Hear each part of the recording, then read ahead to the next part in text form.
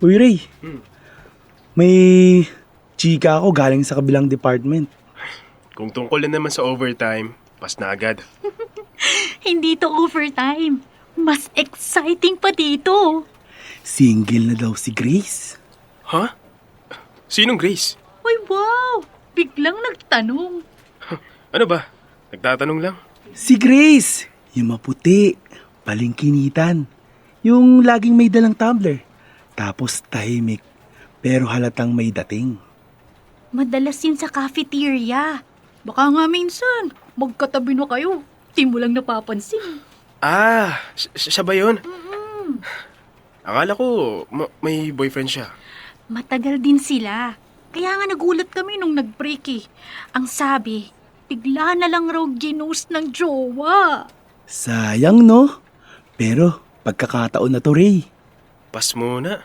Busy pa ako ngayon. Talaga ba? O takot ka lang ulit masaktan? Busy lang, okay? Uy, teka. Ayun na siya. Sino? Si Grace. Grace! Hello! Uy, hi! May kailangan ba kayo? Hindi naman. Istorbo ba? Hindi. Katatapos ko lang gawin yung report para bukas. Ah, good timing pala. Ray, nandito na yung hinahanap mo. Ha? Ako? Hi! Ray, di ba? Oo. Hi, Grace. Sorry sa kanila. Minsan talaga, makulit tong mga to. Okay lang, ano ka ba? Sanay na rin ako. So, kayo muna ah. May meeting pa kami ni Audrey eh. Ha? Oo nga pala. Grace, sorry na agad. Pero bait yan, promise. Medyo tahimik lang sa umpisa. Uy! Okay lang. Good luck, Ray. Sorry ulit. Hindi ko naman talaga plano to. Okay lang. So, gusto mo raw akong makilala? Oo. Kung okay lang sa'yo. Dear love, ako si Ray. Matagal na akong single. Hindi dahil torpe. Kaya ko namang lumandi kapag gusto ko. Pero kasi, ayoko pa. At oo, may halong takot. Takot na mabasted. Takot na umasa. At yung nirereto nila sa akin kanina, siya si Grace. Bago lang siya sa trabaho. At sabi-sabi nila, marami raw siyang manliligaw dito sa opisina. Pero ni isa, walang nagwagi. Hindi ko rin alam kung bakit trip na trip nila akong ipakilala kay Grace.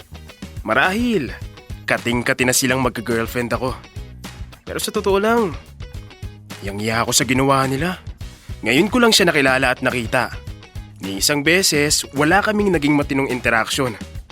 Pero, may mga bagay talagang hindi mo inaasahang mangyayari. Lumipas ang mga araw at nagtuloy-tuloy ang pag-uusap namin ni Grace. At dahil sa mga kwentuhan naming dalawa, unti-unti kaming naging malapit. Hindi biglaan, hindi pilit. At doon ko naisip, baka kaya pala may mga bagay na hindi minamadali. Hindi dahil wala kang lakas ng loob, kundi dahil hinihintay mo lang pala ang tamang pagkakataon.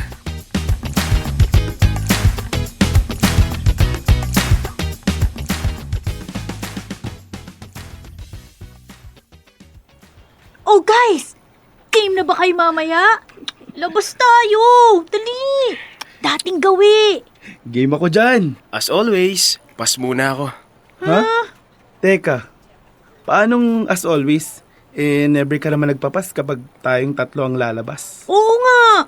Tsaka, hindi naman tayo busy ngayon Yun nga eh, hindi tayo busy. Pero, may nauna nang nagaya. Ay, sino yan? Hello, ano? Tuloy tayo mamaya? Kaya naman pala, may ka-date na pala si Ray. Hindi ano lang, hindi naman date, may pag-uusapan lang kami. Jesus! Di ka na rin makalusot. kita sa mukha mo eh. Uy, huwag kang maingay. Ha? Ano raw yun, Ray? Wala. May binibilin lang si Audrey sa akin tungkol sa report. Oo. By the way, saan pala kayo kakain mamaya? Baka kasi dun din kami eh. Di ba? Di ba, Jeff? Oo man, para sabay-sabay na ulit tayo. Miss na kita eh, Ray. Ang sabi ni Ray, dun daw sa may... Doon na lang kami sa malapit sa bahay nila kakain para makauwi rin siya agad mamaya. Sandali. Akala ko ba dun tayo sa... Nagbago ang isip ko. Oh. Okay lang ba? Oo naman. Okay lang.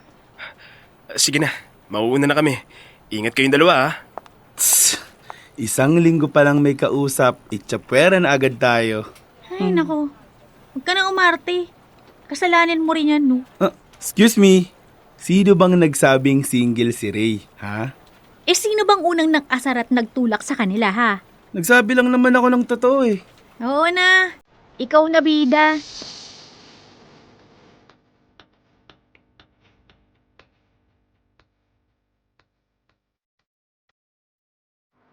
May lakad pala kayong tatlo.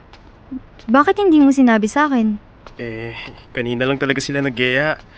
Tsaka, ikaw naman ang una kong nakausap. First come, first serve. Hindi ba sila magtatampo na hindi ka sumama? Yung dalawang yun, hindi nila ako kayang tiisin ng matagal. Ray, may gusto sana akong itanong. Okay lang ba? Ano yun? Hindi ko alam kung ako lang to, pero gusto na yata kita, Ray. Grace. Sorry, baka na-turn off kita. Alam ko, kadalasan lalaking unang maamin, pero kasi... Gusto rin kita, Grace. Ha? Oh. Bakit ka namumula? Siyempre. Sino bang hindi mabibigla? Akala ko kasi mau-off ka dahil, alam mo yun, ako yung unang umamin. Hindi na tayo nasa sinaunang panahon para masabing mali yun. Tsaka kung tutusin, naunahan mo lang ako ng mga 5 segundo. Talaga? Oo. Ako nga dapat ang mahiya eh. Baka isipin mo, torpe ako. Uy, hindi Masaya ako, Ray. Masaya akong nakilala kita. Ako rin. Oo nga pala. Saan mo gustong kumain? Kahit saan naman. May cravings ka ba? Comfort food? I-consider mo na to bilang first date natin. Ay, ganon? Parang bigla akong nag-crave ng steak Ay, Diyos ko! Ano ba yan? Tara dali, doon tayo sumilong bago pa tayo tuluyang mabasa. Kasabay ng pagbuhos ng ulan, ang unti-unting pag-apaw ng ligaya sa puso ko. Parang sinadya ng langit ang bawat patak. Isang ligaya na matagal ko nang hindi naramdaman. Hindi ko inaasahan na uunahan pa ako ni Grace sa pag-amin. Ang dating estrangherong akala ko'y panandalian lang sa buhay ko, siya pala ang unang magsasabing gusto niya ako. Sa totoo lang, pakiramdam ko'y dinaig ko pa ang mga tumataya sa loto o sumasali sa mga papromo sa Love Radio. Sa dinami-raming sumubok ipanalo ang puso ni Grace, ako lang palang magwawagi. At kahit na hindi man kami natuloy sa lakad naming dalawa, ayos lang. Mas pinili ko na lang siyang ihatid pa uwi. Hindi na mahalaga kung saan kami pupunta. Ang mahalaga ay kasama ko siya. Basang-basa kami ng ulan. Kaya nang tanungin niya ako. Ayos lang ba kung dito ka na lang magpalipas ng gabi? Pumayag ako. At sa pagpayag kong yon, hindi ko inaasahan na may bagay pala akong madidiskubre.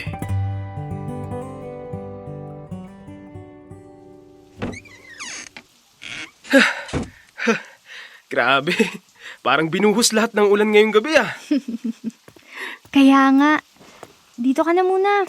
Wala rin namang pasok bukas. Tsaka, mag-isa lang ako rito. Sure ka ba? Ayokong makaabala. Pwede naman akong umuwi pag umina na. Ray, okay lang. Basang-basa ka na rin. Oh, Upo ka muna dyan. Kukuha lang ako ng tuwalya tsaka t-shirt. Sige, salamat. Mag-isa lang siya dito. Bakit parang ngayon ko lang ito naramdaman? Yung kaba. Pero hindi dahil sa takot. Halika, Ray. Dito tayo sa kwarto ko. Bakit parang medyo magulo ang kwarto ni Grace? At mayroong kakaibang amoy. Pasensya ka na, Ray, Medyo magulo lang yung kwarto ko. Okay lang. Walang problema. Ganun talaga kapag busy sa work. Hindi na naaasikaso ang sarili. Sandali. Maghuhubad lang ako Ha?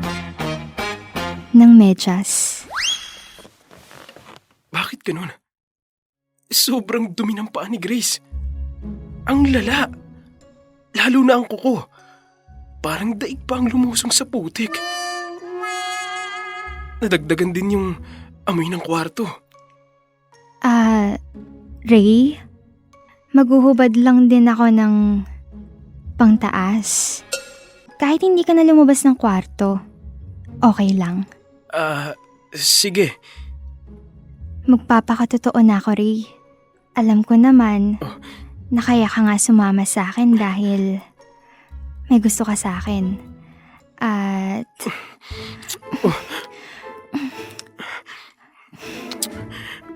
eto ang gusto mong mangyari, hindi ba? Sandali, Grace. Wait, Grace. Masyado tayong mabilis. Ganun ba? Pasensya ka na. Mukhang na-turn off ka sa bilis ko. Hindi naman. Isa pa, Grace. Kailangan ko nang umalis. Marami pa pala akong aasikasuhin. Ha? Pero malakas pang ulan. Okay lang. Malakas naman resistensya ko. Bye, Grace.